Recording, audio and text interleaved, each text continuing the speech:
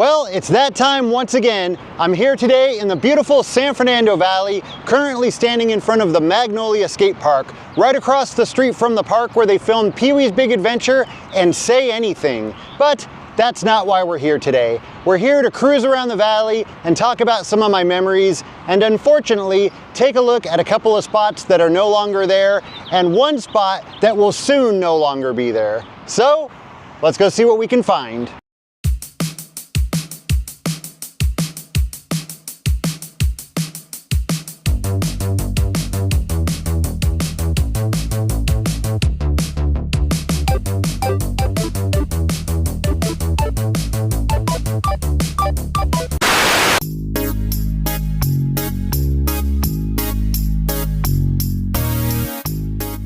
So right now we're in the city of San Fernando, in the San Fernando Valley, and I'm currently standing across the street from Castle's Music, a very famous music store that's been here on this corner for a really long time.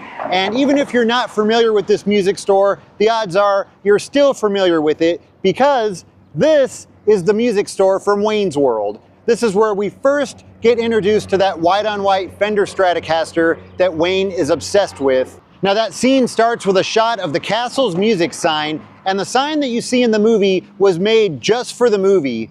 The camera then moves down and we see the Murphmobile pulling up in front of the music store, and Wayne gets out and he walks up to this window and he's staring at the guitar, and that's when he gives us the famous line.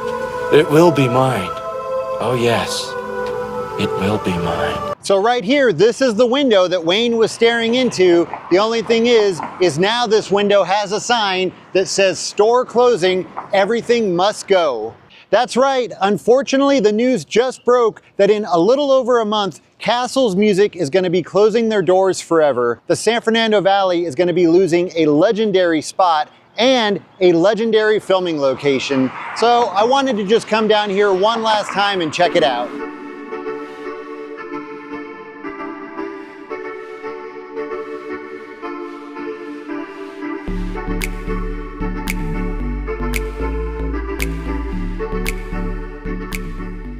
Safe space trade zone. So basically, if you're selling gear on Craigslist and you don't want to invite the person to your house because you don't know if they're a weirdo or something, you can invite them here to Castle's Music, and you can even use their amps to try the stuff out. I mean, how cool is that? You're never going to get service like that at one of the big name stores. I am here with Ed, the owner of Castle's Music. First of all, I just want to say thank you for providing the San Fernando Valley with such an amazing service for how long now? 78 years, this store. 78 years, same location. No, we've been here 45 years. Where were you before that? We were in downtown San Fernando. My family bought it in 1978 from Mr. Castle, who was retiring. Okay. So we've had it 48 years. And now you're ready to go live the other chapter of your life? Yes, need to go see what the world is about here. So I'm going to be traveling. You've been stuck inside this music store for too long. I was kind of finding a nice way to say that. Well, I mean, I'm sure you enjoyed it, but, you know, now you're ready to go see the world. Yeah, actually, every minute. I've never called in sick. I never played hooky. I've enjoyed every minute of it.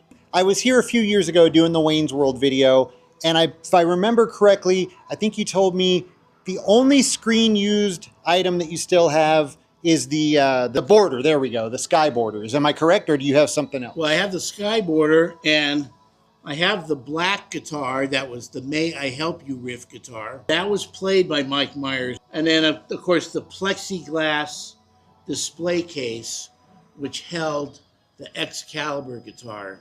Oh, so that is the same display case, just not the guitar. But correct, that is the same display case. I have inked a deal with a movie museum in British Columbia. And they are going to recreate the shrine I have here in their museum right next to the blue Pacer, the Murphmobile. No way. Way. Now, were you here during the entire filming? Every minute of it. Okay. I'm sure it went quick, and I'm sure there was a lot going on. You have any fun memories or you know, stories, any favorite moments from the filming? I contributed a script rewrite.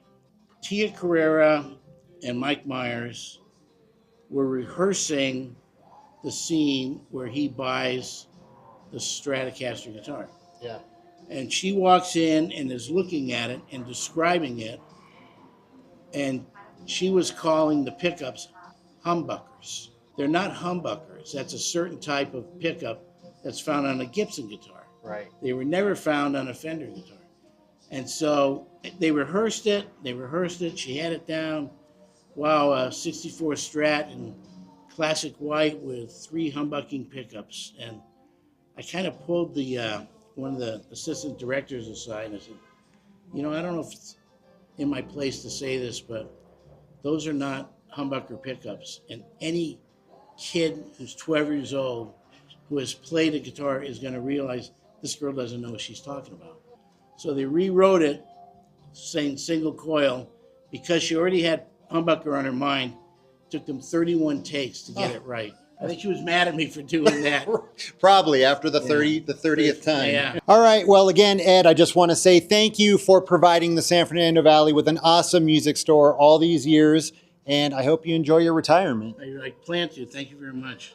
So goodbye, Castles Music. This is probably going to be the last time that I ever get to see it in person. And again, if you've got the opportunity to come down here and see it for yourself and buy yourself a little souvenir, I highly recommend doing so. Now, I wanted to point out that right across the street from Castles Music, you've got an old school Foster's Freeze, one of the few that's still in operation. I mean, I know there's still some of them out there, but they're getting kind of rare. Right over here on Lindley, just past Irwin Street, there's this big empty field. And one day, because I used to live just about a quarter mile from here, I was coming down, So I'm not exactly sure when they built these houses right over here, but this is the field that I was talking about. I think that field used to belong to the houses on Irwin Street, like it was just property behind those houses. But anyways, the reason why I brought this up is I was thinking about in the late 80s and 90s, wherever I was going, I was always looking for skateboard ramps. Like my dad would be driving and I would just be looking everywhere, looking for wood sticking up out of backyards. There were some times that I mistaked children's play sets for skateboard ramps, but there were some other times that I got lucky. And one day we were driving down Lindley Avenue and I looked in this field and like off on the other side of the field, I noticed a mini ramp. I then started knocking on doors because that's what I did. I got this lady who opened the door and I asked her, is that your skateboard ramp back there in the field? And she said yes. And I asked her if she would mind if I went back there and skated it. And she was like, you know what, I'll do you one better.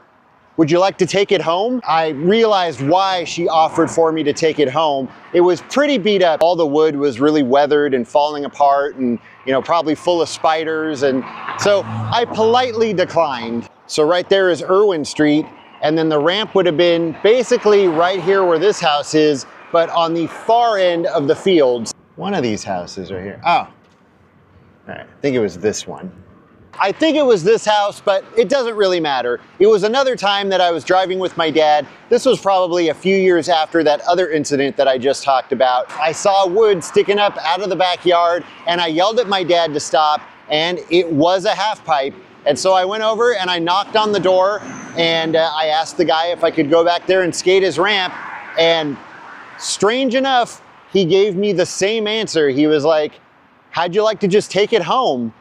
And he invited me into his house. I probably shouldn't have gone into his house, but I guess since my dad was parked right in front, I felt, you know, somewhat safe. I think the guy was a DJ. He had some turntables set up and there was vinyl records everywhere. I mean, all along the walls, just stacked up thousands of records. He was telling me how it was his roommate's ramp and he hated the thing and his roommate never used it and he just wanted to get it out of there. It was probably 8 feet tall. It was just a big U. It very quickly went straight up.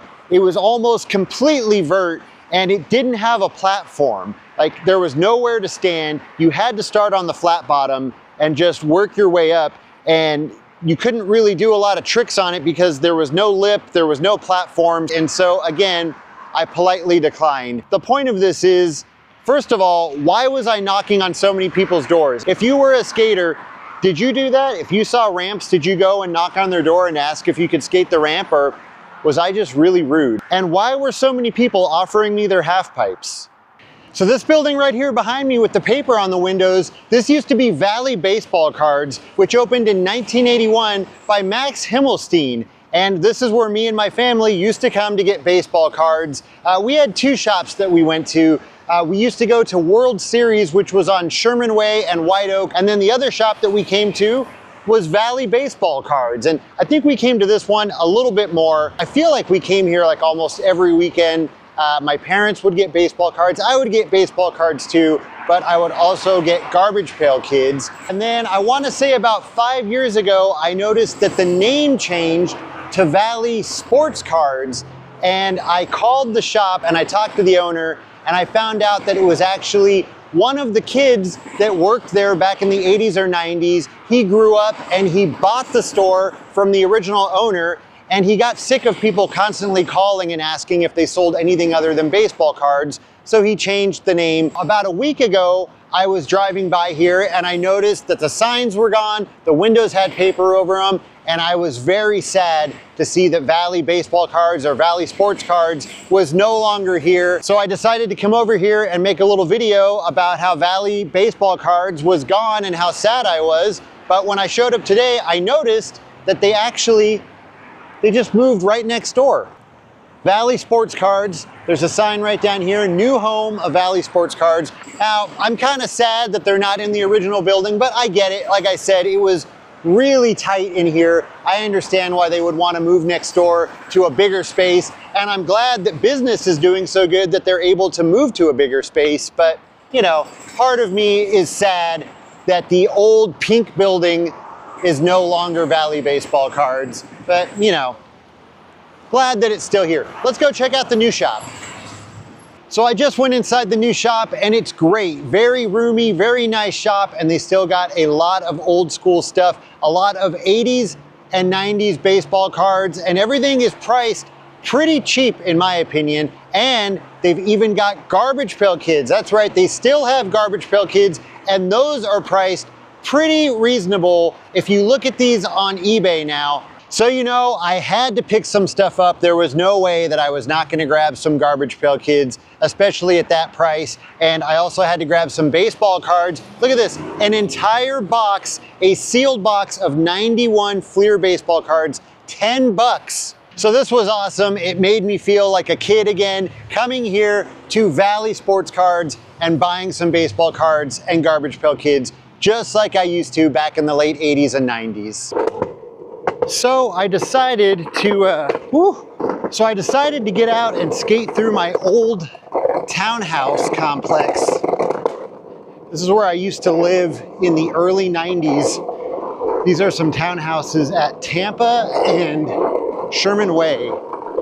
Now, obviously, I used to skate all around this complex. The people on the Homeowners Association weren't too thrilled about it, but my parents didn't own our place, so there wasn't a lot that they could do about it. This was actually our unit right here. This is the garage, and in that garage I had a mini ramp, and I also had a launch ramp that I would always bring out. I would bring it right over here to this parking lot, and down over there, those units, was one of the ladies that was, I think she was like the head of the Homeowners Association, and she would always come out and scream at me. So I've been skateboarding most of my life, and believe it or not, I've only ever broken one bone, and it was skateboarding, and it wasn't skating a ramp, it wasn't skating a pool, it was really stupid. And right over here is where I broke that bone.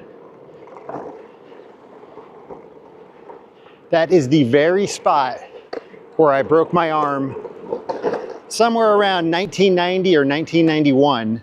My parents had just sat down to start watching the new movie on HBO. Every Saturday, HBO would premiere a new movie, and we always watched it. My friend, who lived on the back side of the complex, called and asked if he could come over. I don't want to walk over by myself. Can you skate over and meet me, and then we'll come back together? Came out of the garage right here. I took off going really fast and came around the corner right here. But when I got to right about here, I don't know what happened.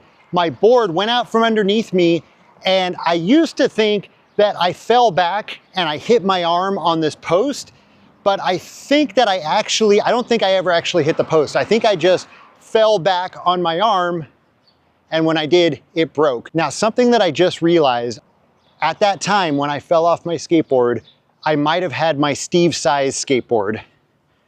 This one right here. Went inside, sat on the couch. You know, my parents were like, what happened? I told them I fell. I sat down and I was wearing my Raiders jacket. I pulled my sleeve back and my left arm was doing this. The skin right here was just hanging, and I screamed, "Dad!" And my dad looked over and was like, "Oh boy, you broke your arm." And we got into my dad's car. I think at the time he had like a 78 Toyota Corolla. We were coming out of this driveway, and I remember we were right here in this very spot when I said to my dad, "Am I gonna die?" And my dad kind of laughed and said, "No, you're not gonna die." I was a very dramatic kid and teenager and adult. Dad brought me here to Kaiser Hospital to urgent care, and he took me inside and told them my son broke his arm, and they made us wait in the waiting room for about an hour. They then took us into a room where we waited for like another hour. We got an x-ray, we came back, we waited for about another hour. The doctor finally came in and looked at my dad and said, "Well, he broke his arm." And I remember my dad just staring at the doctor and being like, "Really?" And the bone actually, it broke and then slid back. And so they had to call a specialist, and I guess he was at home asleep. And I remember him coming in and looking really groggy and kind of grumpy. They had to put me in this device. It was like these little things that were made, it looked like they were made out of chicken wire, and they clamped around each finger, and then they put weights on my arm. They kept adding more weights, and it was slowly stretching my arm out. And then the doctor was trying to push the bone up and put it back in place. This isn't gonna happen. He's too tense. What I'm gonna do is I'm gonna put a cast on it. You'll come back on Monday and you're gonna make a decision. You've got two choices. We're gonna put him to sleep, or we're gonna give him a shot in his armpit that's going to completely numb his entire arm. My dad asked, well, you know, getting the IV in the armpit, are there any, you know, dangers with that? And he told my dad, look, if we accidentally get an artery, he could die. My dad was looking at the doctor. He looked at me. He looked back at the doctor, and my dad was like, you know, come on, what are we talking about? He's got a broken arm and you're talking about death? And I was so scared. You know, I had asked my dad, am I gonna die? I didn't really think that that was a possibility. I remember when we got home that night from the hospital, we got out of the car, my dad saw my skateboard and he picked it up and he threw it against the wall as hard as he could. My dad was not too pleased with skateboarding at that moment. I don't remember what the first thing I turned on was, but the episode was about skateboarding. I didn't want to watch it.